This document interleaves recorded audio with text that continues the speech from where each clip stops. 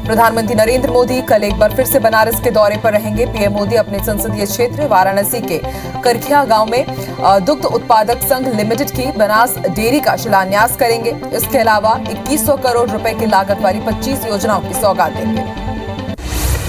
उसको वो राशि कांग्रेस के वरिष्ठ नेता हरीश रावत ने ट्वीट कर अपनी ही पार्टी के नेतृत्व पर निशाना साधा है। रावत ने लिखा, जिस समुद्र में तैरना है, सत्ता ने वहां कई मगरमच्छ छोड़ रखे हैं जिनके आदेश पर तैरना है। उनके नुमाइंदे मेरे हाथ पांव बांध रहे हैं। अब लग रहा है बहुत तैर लिया, अब विश्राम का समय है। कांग्रेस के वरिष्ठ नेता हरीश रावत ने आगामी उत्तराखंड विधानसभा चुनाव से पहले कांग्रेस संगठन पर गंभीर सवाल खड़े किए हैं। रावत के इन आरोपों पर हाल ही में कांग्रेस छोड़ने वाले पंजाब के पूर्व सीएम कैप्टन अमरिंदर सिंह ने तंज कसते हुए कहा कि आप जो बोएंगे वही काटेंगे। हरीश रावत की ट्वीट पर तंज कसते हुए बीजेपी नेता मदन कौशिक ने कहा है कि कांग्रेस पहले से ही आपस में लड़ती रहती है। तो वहीं बीजेपी के वरिष्ठ नेता सुरेश जोशी ने कहा, चुनाव के लिए जो रणनीतियां बन रही है उसमें कोई हरीश रावत को पूछ ही नहीं रहा है। इसी वजह से वो सोशल मीडिया का सहारा ले रहे हैं। जम्मू कश्मीर के पूर्व मुख्यमंत्री पीडीपी प्रमुख महबूबा मुफ्ती ने एक बार फिर से विवादित बयान देकर विवाद खड़ा कर दिया है। उन्होंने जम्मू में पार्टी की एक रैली में कहा कि आपको इस देश में ऐसे हजारों जिन्ना मिल जाएंगे जो न सिर्फ जमीन को बांटते हैं बल्कि लोगों को भी बांटते हैं और उनका आजादी में योगदान तक नहीं है। लोकसभा में कार्यवाही के दौरान 18 बैठकें हुई और सदन का प्रदर्शन 82% रहा। स्पीकर ने जानकारी दी कि सदस्यों ने लोक महत्व के 563 मामलों को उठाया और लोकसभा में 9 विधेयक पारित हुए। वहीं व्यवधान की वजह से 18 घंटे 48 मिनट का समय खराब हुआ।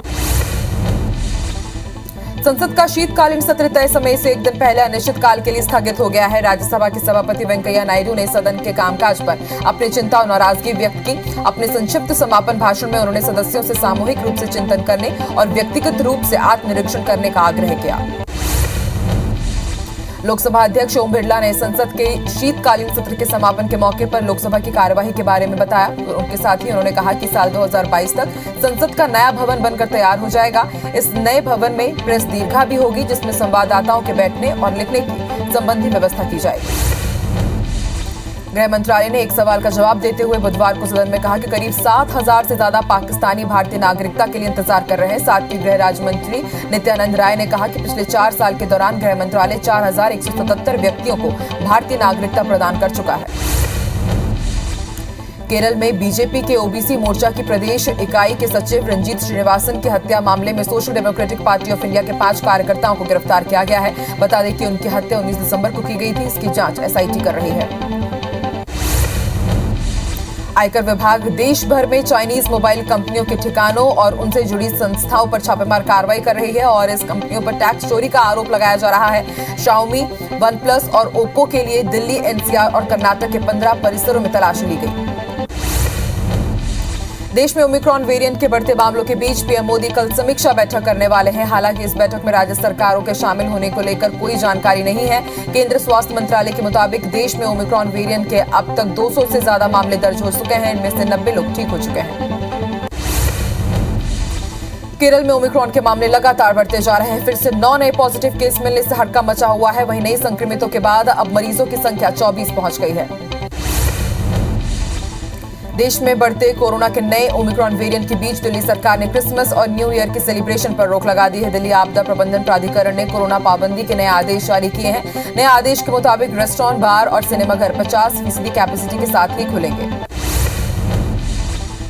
नए वेरिएंट ओमिक्रॉन को लेकर दुनिया भर की सरकारें अलर्ट हो गई हैं। इधर विश्व स्वास्थ्य संगठन ने सरकारों को ओमिक्रॉन वेरिएंट के चलते पूरे यूरोप में कोरोना वायरस के मामलों में तेजी से बढ़ोतरी के लिए तैयार रहने को कहा है। स्टडी में दावा किया है कि रूसी वैक्सीन स्पुतनिक भी ओमिक्रॉन से लंबे समय तक बचाव में सक्षम है। सीएम शिवराज ने वैक्सीनेशन सेंटरों का निरीक्षण किया। इस दौरान सीएम ने कहा कि दुनिया के कई देशों में कोरोना की तीसरी लहर आ गई है। अब जरा भी असावधानी भारी पड़ सकती है। पहली और दूसरी लहर से सबक लेने की जरूरत है। ओमिक्रॉन को लेकर बस्तर पुलिस भी अलर्ट मोड पर है। बस्तर आईजी ने पैरामिलिट्री फोर्स और पुलिस बल के अधिकारियों और जवानों को कोविड प्रोटोकॉल का सख्ती से पालन करने के निर्देश दिए हैं। यही नहीं, छुट्टी से लौटने वाले जवानों को अब 7 दिन तक क्वारंटीन रहना होगा। छत्तीसगढ़ के आबकारी और उद्योग मंत्री कवासी लखमा ने सुकमा में आईबीसी 24 के साल 2022 के वार्षिक कैलेंडर का विमोचन किया। मंत्री कवासी लखमा ने कैलेंडर के लिए आईबीसी 24 का आभार जताया और कहा कि भूपेश बघेल के नेतृत्व में छत्तीसगढ़ ने देश भर में अपनी अलग पहचान बनाई है।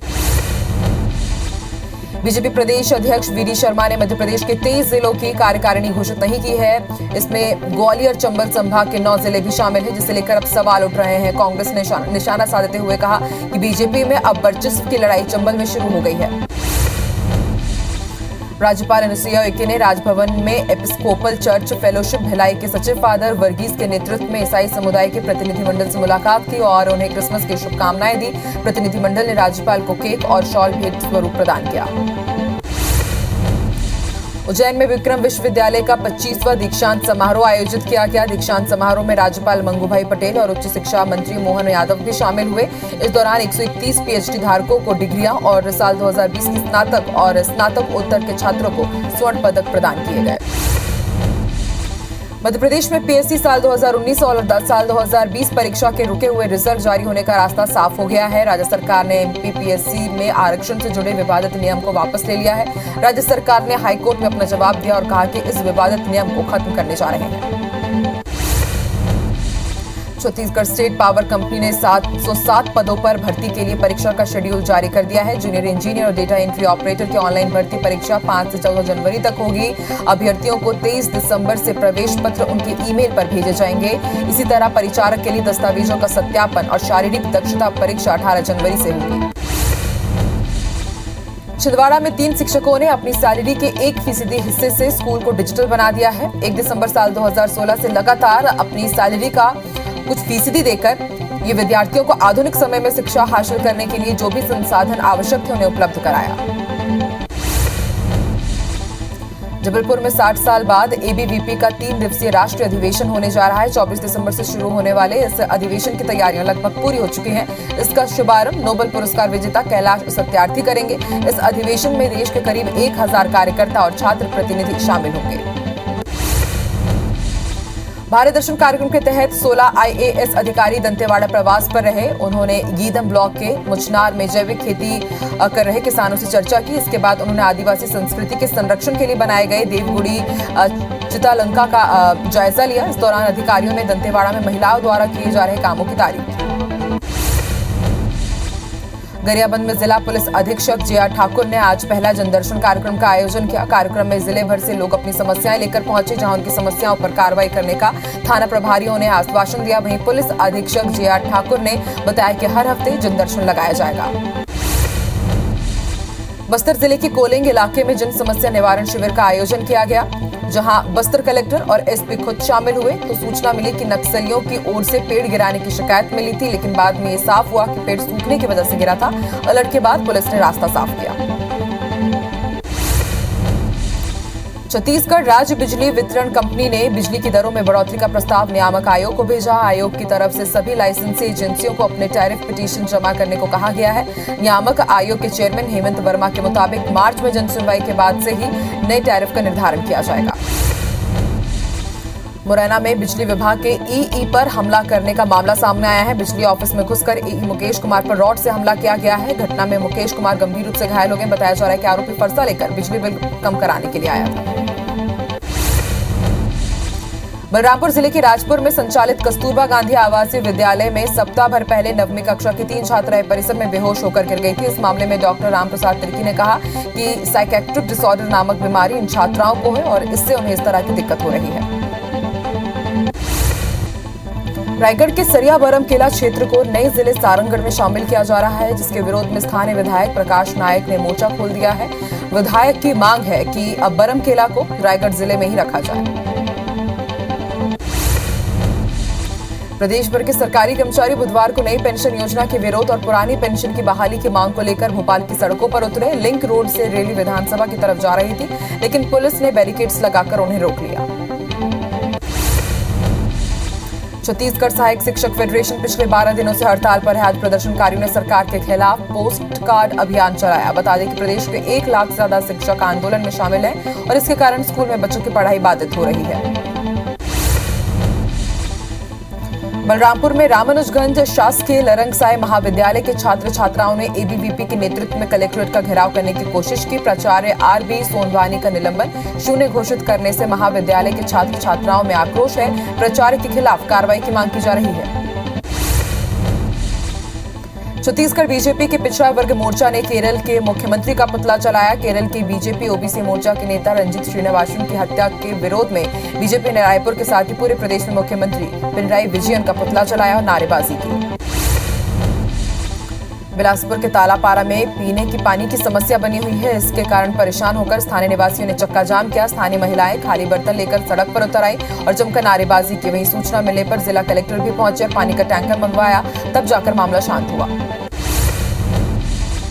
राजिम के धान खरीदी केंद्र बेलटुकरी में किसानों ने जमकर हंगामा मचाया। आरोप है कि खरीदी केंद्र में किसानों का धान 800 ग्राम अधिक तौल कर लिया जा रहा है। एक किसान 45 क्विंटल धान लेकर आया था, लेकिन तौल में करीब 80 किलो का काटा मार लिया गया और इसके कारण किसानों में काफी आक्रोश है। बलौदाबाजार जिले के सेल गांव में इन दिनों क्षेत्रीय जनप्रतिनिधियों के बहिष्कार का पोस्टर खूब वायरल हो रहा है। सेल गांव के कांग्रेसी कार्यकर्ताओं ने विधायक और जिला पंचायत सभापति के ऊपर मौजूदा सेल सरपंच प्रहलाद जायसवाल को संरक्षण देने का आरोप लगाया है। धमतरी के रावा में सड़क चौड़ीकरण के लिए अधिग्रहित जमीन और मकान का पर्याप्त मुआवजा नहीं मिलने से ग्रामीण नाराज है। आज ग्रामीणों ने पूर्व विधायक इंदर चोपड़ा से मुलाकात कर उन्हें अपनी परेशानी बताई और मुआवजे की मांग की गई। अंबिकापुर में कलेक्टर जनदर्शन के बीच टीसीपीसी पोस्ट मैट्रिक कन्या छात्रावास की सैकड़ों छात्राओं ने अधीक्षिका के खिलाफ प्रताड़ित करने के गंभीर आरोप लगाए हैं, जिसके बाद कलेक्टर ने मामले को गंभीरता से लेते हुए अधीक्षिका को तत्काल प्रभाव से हटा दिया। ग्वालियर में शासकीय धनराशि का दुरुपयोग करने वाले 18 ग्राम पंचायतों के पूर्व सरपंच अब जेल जाएंगे। जिला पंचायत की सीईओ एवं विहित प्राधिकारी ने आदेश जारी कर पूर्व सरपंचों को अभिरक्षा में लेकर 30 दिन के लिए जेल में रखने के निर्देश दिए हैं। रायपुर समेत प्रदेश के कई जिलों में आयकर विभाग की दबिश लगातार जारी है। तेलीबांधा इलाके में स्थित लालबाग कॉम्प्लेक्स में आईटी की टीम ने सुमित कोल ट्रेडर्स और प्राचीन इंटरप्राइजेस के दफ्तर में दबिश दी। पत्थलगांव के बगीचा ब्लॉक में डोड़की नदी के किनारे पर अवैध रूप से कब्जा किया जा रहा था। इस पर कार्रवाई करते हुए राजस्व विभाग ने अवैध निर्माण को धराशायी करा दिया है। वहीं अतिक्रमणकारियों के खिलाफ केस दर्ज किया गया। नगर पंचायत खरोरा में बढ़ते अतिक्रमण को देखते हुए नगर पंचायत अध्यक्ष और सीएमओ ने अवैध निर्माण कर रहे सभी लोगों को नोटिस भेजकर जवाब मांगा है। नगर पंचायत अध्यक्ष का कहना है कि वो अतिक्रमण और अवैध निर्माण बर्दाश्त नहीं करेंगे। हर वार्ड में अतिक्रमणकारियों पर कार्रवाई होगी। मुरैना में नकली पनीर और दूध के मिलावट का घोरक धंधा सामने आया है। खाद्य विभाग की टीम ने नेशनल हाईवे नंबर 3 स्थित मां शीतला डेयरी सहित 2 डेयरियों पर छापेमारी की। वहां 25 से 30 हजार लीटर नकली दूध जब्त कर सैंपलिंग की गई। कवर्धा के सहसपुर लोहारा थाना क्षेत्र में एक डंपर ने बाइक में सवार दंपति को टक्कर मार दी। हादसे में महिला की मौके पर ही मौत हो गई। वहीं पति को गंभीर हालत में अस्पताल में भर्ती कराया गया। बलरामपुर में बीते 24 घंटे में 2 सड़क हादसों में 2 युवकों की मौत हो गई है, जबकि तीसरा गंभीर रूप से घायल हुआ है, जिसे अस्पताल में भर्ती कराया गया है। दोनों ही घटनाओं में पुलिस ने वाहन चालकों के खिलाफ मामला दर्ज कर लिया है। मध्य प्रदेश के पन्ना में घने कोहरे की वजह से इंदौर से सतना जा रही मैंगो ट्रेवल्स की यात्री बस अनियंत्रित होकर खेत में पलट गई। सिमरिया थाना के ग्राम रैकरा के पास हुई इस घटना में एक यात्री की मौत हो गई है। वहीं 35 से ज्यादा लोग घायल हुए हैं। राजनांदगांव के खुज्जी इलाके में एक आदिवासी किसान ने फांसी लगाकर आत्महत्या कर ली। किसान के परिजनों का आरोप है कि गिरदावरी में गड़बड़ी की वजह से उन्होंने खुदकुशी की है, तो वहीं प्रशासन का दावा है कि किसी प्रकार की त्रुटि नहीं हुई थी। रायगढ़ मेडिकल कॉलेज के डीन बंगले में सिक्योरिटी सुपरवाइजर ने फांसी लगाकर आत्महत्या कर ली। मृतक ने अपने कमरे का दरवाजा अंदर से बंद कर रखा था। अनूपपुर के राजेंद्र ग्राम में मधुमक्खियों के हमले में एक बुजुर्ग महिला की मौत हो गई है। जानकारी के मुताबिक बुजुर्ग महिला खेत गई थी। इस दौरान एक कुएं में मधुमक्खियों का छत्ता बना हुआ था और वहां की मधुमक्खियों ने हमला कर दिया। इसके बाद मधुमक्खियां छत्ते से बाहर निकल आई और महिला पर ही टूट पड़ी। दतिया के भांडेर रोड नहर के पास 2 बदमाशों ने युवक पर चाकू से हमला कर दिया। घायल को गंभीर हालत में अस्पताल में भर्ती कराया गया। घटना की वजह पुरानी रंजिश बताई जा रही है। पुलिस आरोपियों की तलाश कर रही है। पिंड में पंचायत चुनाव में सरपंच का चुनाव लड़ने के लिए नो ड्यूज कराने गए सरपंच समर्थकों ने बिजली दफ्तर में घुसकर सिक्योरिटी गार्ड के साथ मारपीट की। दोनों के बीच जमकर हाथापाई हुई है और मारपीट का वीडियो सोशल मीडिया में भी वायरल हो रहा है। शिवपुरी के मानपुर थाना क्षेत्र से रिश्तों को शर्मसार करने वाली घटना सामने आई है, जहां 70 साल के बुजुर्ग ने अपनी 16 साल की भतीजी के साथ दुष्कर्म की वारदात को अंजाम दिया। पीड़िता के परिजनों की रिपोर्ट के आधार पर आरोपी को अरेस्ट कर लिया गया है। पुलिस छानबीन कर जांच शुरू कर चुकी है। भोपाल में एक शिक्षिका के साथ दुष्कर्म का मामला सामने आया है। भोपाल के सरकारी स्कूल की महिला टीचर ने मेडिकल रिप्रेजेंटेटिव के खिलाफ कोईफिजा थाने में दुष्कर्म का केस दर्ज कराया है।